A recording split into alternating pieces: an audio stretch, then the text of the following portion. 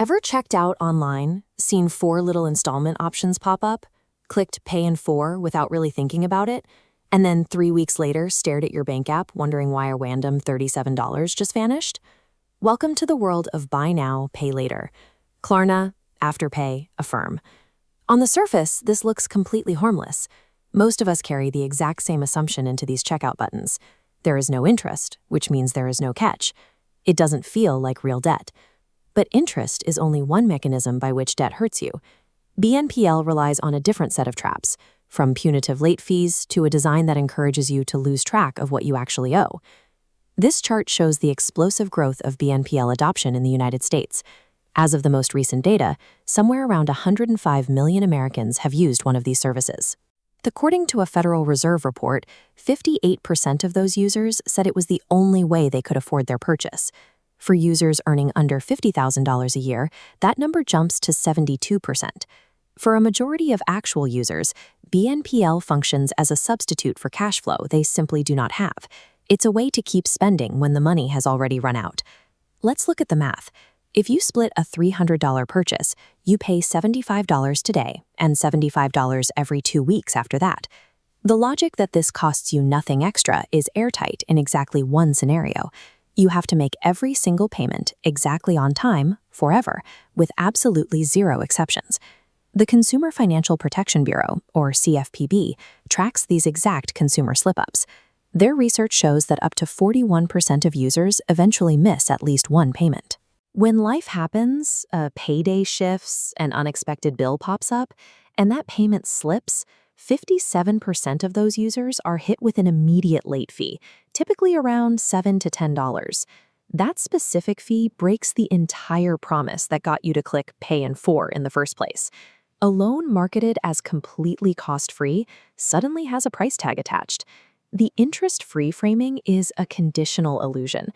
It quietly penalizes the exact population of people who, mathematically, are already stretched to their absolute limits. To understand why this works so incredibly well, we have to look at behavioral economics. Economist Richard Thaler developed a concept called mental accounting. We sort our money into different psychological buckets. When you see a $200 price tag, your brain automatically files that under a heavy bucket labeled something like big purchase or debt. That filing creates friction, a protective pause that asks, can I actually afford this right now? But chop that same $200 into 4 easy payments of $50, and your mental accounting changes. $50 gets filed under everyday expense, right next to a tank of gas or a dinner out. Those purchases don't trigger the brakes. They feel like background noise. Standard credit cards, for all their faults, contain a built-in psychological safeguard, the monthly statement. Once a month, you are forced to look at a single consolidated number that represents everything you owe. Seeing that total produces a very real discomfort called the pain of paying. Buy now, pay later removes that consolidated moment entirely. Each purchase lives in its own 4-payment structure, frequently on its own separate app. The discomfort of seeing a total balance never has anywhere to accumulate. That little checkout button is an active psychological maneuver. It is deliberately engineered to disarm your financial self-defense mechanisms before you even realize your guard is down. You might be thinking, that's an issue for careless people. I'm disciplined. I only ever run one payment plan at a time. According to the CFPB, 63% of borrowers held multiple active plans, and a third were stacking loans across competing apps simultaneously. Because they haven't reported to traditional bureaus, they have zero visibility. Klarna has no idea you owe Afterpay or Affirm. When the government looked at the big picture, they found active borrowers carried an average of over $22,000 in total unsecured consumer credit. For users between 18 and 24, buy now, pay later purchases made up a highly disproportionate 28% of that total unsecured debt load. We have an entire generation of young adults building massive, highly unstable towers of debt, and the system is structurally designed so that neither the lenders nor the borrowers can actually see how tall the tower has gotten. Researchers at the Federal Reserve Bank of Richmond started using a specific phrase to describe exactly what is happening here. They call it phantom debt. Phantom debt refers to financial obligations that are entirely real and legally binding, but remain completely invisible to credit bureaus, banks, and the broader economy. The only reason we know any of these statistics today is because the CFPB used its regulatory authority to force 6 major providers to open their internal books, manually cross-referencing the data to reconstruct a picture that was otherwise hidden. If it took a literal government intervention just to calculate the national average, what does this actually look like when we zoom in on a single person's bank account? In Part 2, we are going to trace exactly how a paycheck gets devoured by loan stacking, week by week. We'll look at the reality of managing competing due dates and explore why financial educators are now calling this the new predatory lending. There is a specific kind of financial liability that accumulates invisibly. It's called phantom debt. Because it operates outside traditional credit reporting systems, a borrower can stack thousands of dollars of mandatory short-term payments without triggering a single institutional warning sign until their available cash simply disappears. Let's look at exactly how this happens using a realistic composite case study drawn from transaction data. Picture a borrower in their early 20s, steadily employed, collecting a paycheck every 2 weeks. In week 1, they make a mundane purchase, a $140 pair of shoes. This diagram maps out their standard bi-weekly pay cycle. At checkout, they select the pre-filled Pay in 4 option. It requires 0 extra underwriting steps. The borrower pays $35 today, and the remaining balance drops in as 3 more automatic $35 deductions, scheduled every 2 weeks. 2 weeks later, the same borrower books a $280 weekend trip through a travel site. That retailer uses a different buy now, pay later provider. The structure is the same. They pay $70 upfront, followed by 3 bi-weekly payments. 4 $70 deductions are added to the ledger. Here is where the friction begins. Because the travel site uses a separate BNPL platform, it requires a different login, and the $70 payments operate on different due dates. The shoe payments and travel payments do not align. They hit the checking account at asynchronous intervals. Evaluated in isolation, a $35 charge and a $70 charge look manageable against a steady income. Together, they create an asynchronous liability that the borrower is forced to manually track across separate, uncoordinated platforms. We return to the master timeline in week 5. The borrower makes a $200 electronics purchase using a third app, adding a third uncoordinated schedule to the month. By week 6, 3 separate algorithms extract funds from a single, stagnant paycheck. Within one pay period, overlapping plans demand a consolidated drain of over $140. Each app displays its own isolated, artificially low balance. The shoe app shows a $35 obligation, while the travel app shows a $70 obligation. Neither the providers nor the user have a unified view of the master liability. Disconnected credit platforms siphon liquidity from the same checking account without communicating with one another. Structural insolvency arises from this failure of oversight across fragmented interfaces. This stacking behavior scales aggressively during specific times of the year. Consumer Financial Protection Bureau data confirms that loan stacking spikes during the compressed 6 to 8 week holiday shopping window. The holiday season forces consumers to confront multiple discretionary expenses simultaneously. Splitting gift purchases into smaller installments allows buyers to bypass the immediate psychological shock of their combined lump sum total. This chart visualizes the resulting timeline. A cluster of discretionary purchases originates in early December, but the mandatory cash outflows generated by those Pay in 4 structures linger deep into January and February. The invisible debt outlives the season that created it. It extracts cash precisely in the post-holiday months, when credit card statements come due and household liquidity is at its lowest.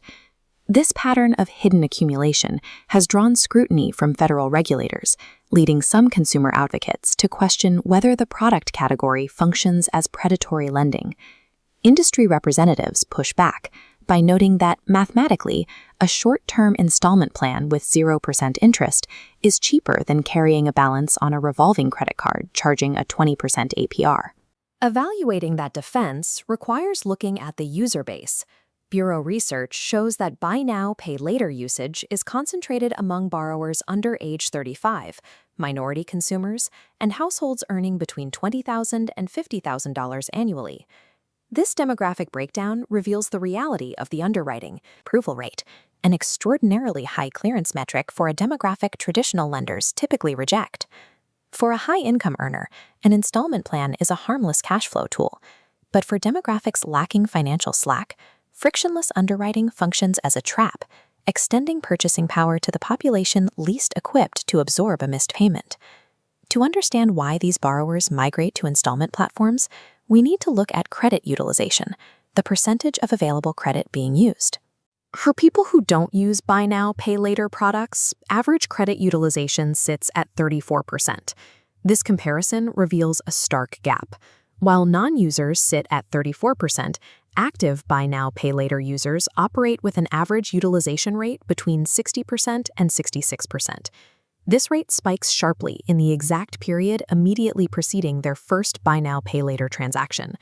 The timeline data indicates that these borrowers specifically turn to installment plans as their traditional credit liquidity is evaporating. The product acts as the final liquidity valve. It extends purchasing power to borrowers who are already redlining existing credit and approaching structural insolvency. Borrowers often justify stacking these plans under the assumption that the debt is effectively credit light. Because providers historically bypassed credit bureaus, the worst-case scenario appeared to be a small late fee rather than damage to a credit score. As of 2025, that assumption is mathematically obsolete. Major providers, including Affirm, now actively report loan data to the major bureaus, and FICO is absorbing those installment records into its scoring models. This logic flowchart maps a flaw in that integration. Algorithms struggle to distinguish healthy installment use from desperate credit-seeking behavior. When a user opens several small plans, the algorithm misclassifies the data, and on-time borrowers see their scores mathematically penalized purely for account velocity.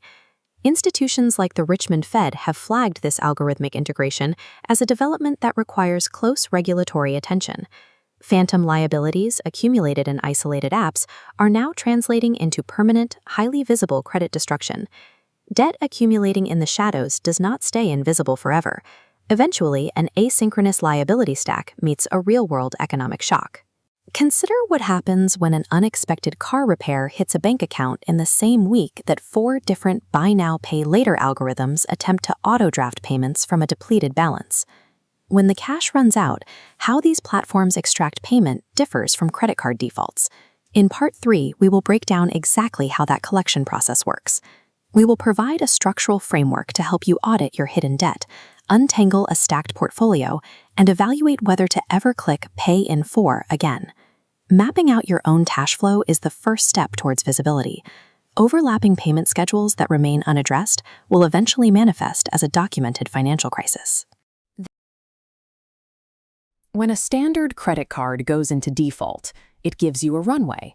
You can carry a balance, pay the minimum, and watch the interest accrue over months.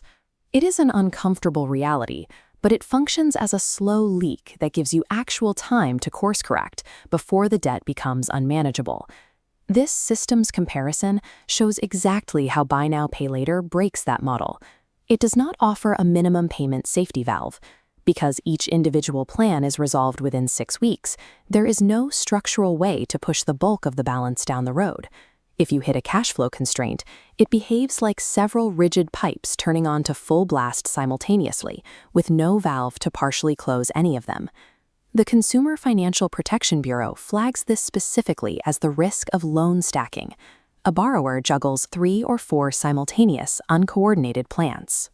Because the timelines are so short, multiple payments across completely separate apps can suddenly come due within the exact same 1 to 2 week window. Let's map out exactly how this math plays out in a normal household. A person receives their paycheck, covers rent and essentials, and has roughly $180 of genuine discretionary cash remaining for a 2-week period. This timeline graph maps what happens next. The horizontal line is that $180 threshold. Then, 3 separate apps independently demand their scheduled installments in that exact same week. Together, they total $210. A structural $30 deficit appears instantly across accounts that all looked manageable in isolation. The borrower now faces a choice with no good option: miss a payment and trigger a late fee, or dip into grocery money and create a new shortfall elsewhere. The danger of loan stacking lies right here. It creates a structural squeeze that is completely invisible to the borrower until the exact week it is already too late to prevent. Operating inside a system designed to obscure your total debt requires you to build your own financial radar. We need a strict defensive framework to actively override the psychological friction these apps remove. Rule 1 is absolute. Never hold more than one active buy now, pay later plan at any given time, across any provider. If you already have an active plan, your next purchase waits until that balance is zero, or you pay for it through a different method. Enforcing this constraint mathematically eliminates those invisible collision points entirely, cutting out the highest risk behavior pattern identified in the Federal Reserve dataset. This flow path diagram illustrates Rule 2. Before clicking Pay in 4, you must schedule that commitment as a rigid bill. You manually move the purchase out of everyday expenses and lock it into your calendar next to a utility payment. Rule 3's flowchart is your gut check. Can I pay in cash today? If yes, it's a convenience tool. If no, it's a crutch manufacturing money you don't have. Up to 72% of lower earners fall into this high-risk artificial cash flow dependency. Executing these 3 rules strips away the app's ability to quietly shape your spending. You force your brain to categorize the transaction correctly as debt, placing you firmly in control of the tool instead of the other way around. Rule 4 is the immediate execution of a full phantom debt audit. I want you to pause this video right now, open every single buy now, pay later app on your phone, including the ones you assume are already paid off. Extract the raw data from those isolated interfaces. Write down every active plan, the exact remaining balance, and every upcoming due date. Now, look at this calculation sequence. We're going to do exactly this. Pull those isolated $35 and $50 amounts out of their separate apps and add them together into one single, unavoidable total number. Consolidating these numbers yourself is the only way to close the visibility gap.